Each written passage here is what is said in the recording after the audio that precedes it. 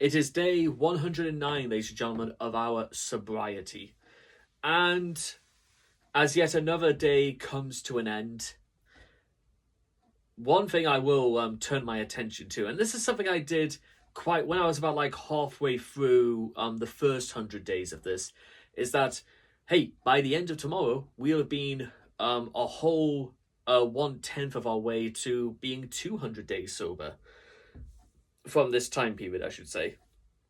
Which means that as we're starting to come out of the end of winter, what this means over the next 100 days, to round about the middle of summer, is pretty much when we'll be celebrating 200 days being dry.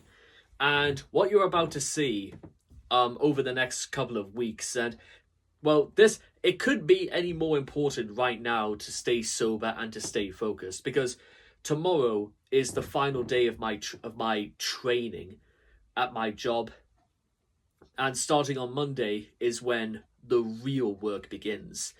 And as hard as it may seem, ladies and gentlemen, or as hard as it is to take it all in, there is a genuine level of worry. Like, not so much that I'm going to do badly, but I feel that every single move is going to be watched.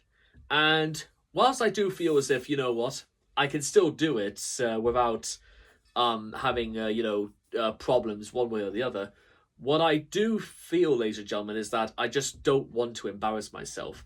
And I feel like embarrassing myself is, it's going to happen sooner or later.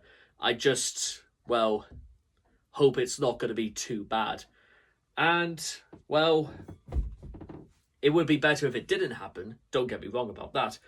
But on no certainty, ladies and gentlemen, well, there's no terms, I should say, in terms of, well, there's no way alcohol is going to have an issue with this, because it's not in my system. It's not something I can fall back on or blame in any way, shape or form.